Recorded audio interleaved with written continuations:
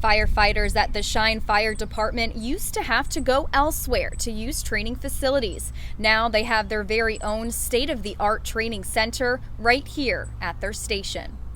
Working as a first responder means training with specific equipment and procedures, often during dangerous situations.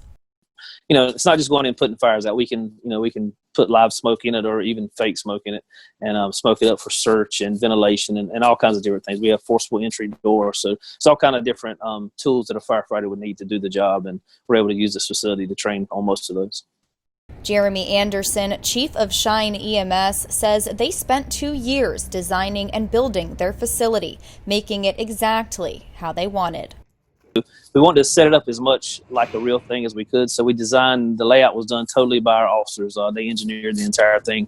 There's other places and other areas that have these similar facilities, so we've gone around and kind of picked apart some things we liked and some things we didn't like, and we made our own what we thought would work for us. Members of the fire department built it themselves with help from a local community college instructor. We self-funded it, and that's why the project took so long. We had to build it over a couple of years. Rural volunteer department like ours, budgets are pretty tight, especially now with everything going on. If we had something just commercially purchased and somebody came in and built it for us, it would cost well over $100,000, probably $200,000. We were able to do it for around $15,000.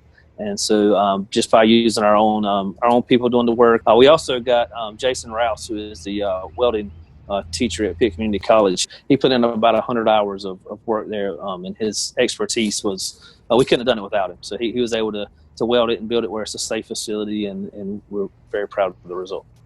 The facility will help the firefighters train for specific operations like fire control and search and rescue.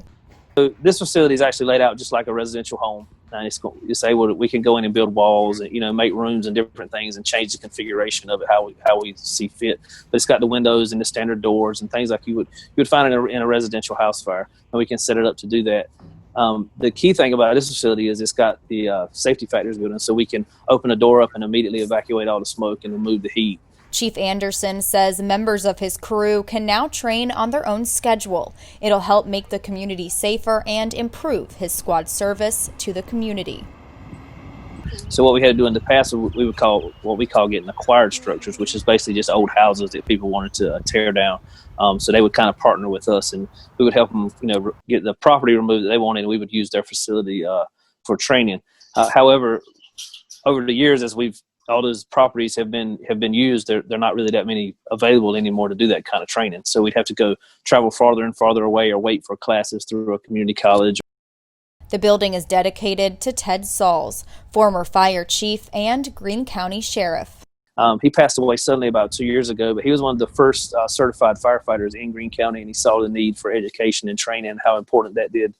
Important role that played in not only creating effective organizations, but also safe firefighting activities. And he kind of brought that into Greene County, and we wanted to honor him by naming the facility after him. Chief Jeremy Anderson says they plan to begin using the training facility in the next couple of weeks. In Snow Hill, I'm Emily Severidge, 9 on your side.